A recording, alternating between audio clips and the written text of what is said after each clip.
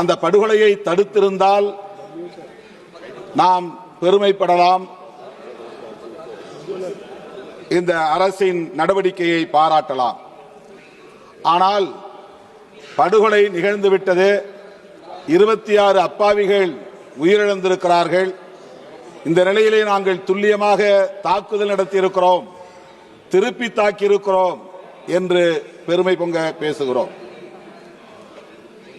இதில் பெருமைப்படுவதற்கு என்ன இருக்கிறது என்று எனக்கு விளங்கவில்லை.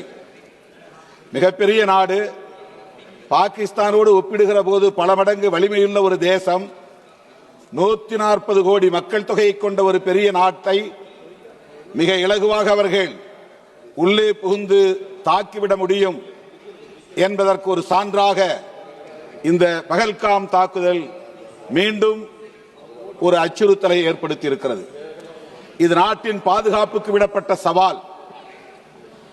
இது நாட்டின் மக்களுக்கு உள்ள பாதுகாப்பை அச்சுறுத்தக்கூடிய ஒரு நடவடிக்கை. உளவுத்துறையின் தோல்வி, பாதுகாப்புத்துறையின் தோல்வி, ஆட்சி நிர்வாகத்தின் தோல்வி என்பதை சுய விமர்சனமாக முதலில் நாம் ஏற்றுக்கொள்ள வேண்டும். அதுதான் நம்மை மீண்டும் வலுப்படுத்துவதற்குரிய வாய்ப்பை உருவாக்கி தரும். வெளியுறவு கொள்கையும் தோல்வியடைந்திருக்கிறது என்பதைத்தான் இது காட்டுகிறது.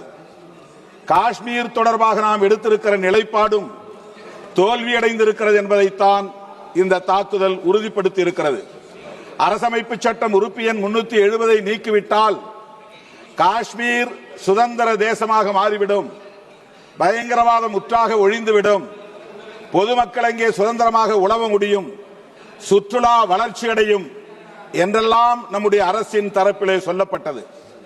370 நீக்கப்பட்டது. ஆனால் என்ன நிலை? அதன் பிறகுதானே இந்த தாக்குதல் நடந்திருக்கிறது.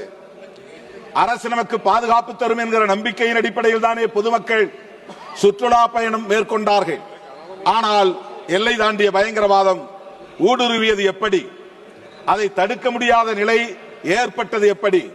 எல்லை ஓரத்தில் தொடர்ச்சியாக பாதுகாப்பு படை வீரர்கள் இருக்கிறார்கள் என்கிற நம்பிக்கையின் அடிப்படையில் தானே பொதுமக்கள் பகல்காமுக்கு வந்தார்கள். அந்த இடத்திலே பாதுகாப்பு படை வீரர்கள் இல்லாமல் போனது எப்படி? அந்த இடத்திலே தாக்குதல் நடத்தியவர்களை தடுத்து எதிர்த்து போராடிய குதிரை ஓட்டித்தான் அந்த இடத்தில் பலியாகி இருக்கிறானே தவிர நம்முடைய ஆர்மி பாதுகாப்பு படையை சார்ந்த வீரன் யாரும் அதிலே பலியாகவில்லை. இது மிகப்பெரிய அளவில் நமக்கு சந்தேகத்தை எழுப்புகிறது, கேள்வியை எழுப்புகிறது. ஆகவே காஷ்மீர் தொடர்பாக இந்த அரசு எடுத்த நிலைப்பாடு படுதோல்வி அடைந்திருக்கிறது. அரசமைப்பு சட்டம் உறுப்பு எண் 370 நீக்கப்பட்டது, படுதோல்வி அடைந்திருக்கிறது என்பதை ஒப்புக்கொண்டு காஷ்மீர் ஜம்மு மாநிலத்திற்கு மீண்டும் மாநில அந்தஸ்தை வழங்க வேண்டும் என்று அரசுக்கு நான் வேண்டுகோள் விடுக்க கடமைப்பட்டிருக்கிறேன்.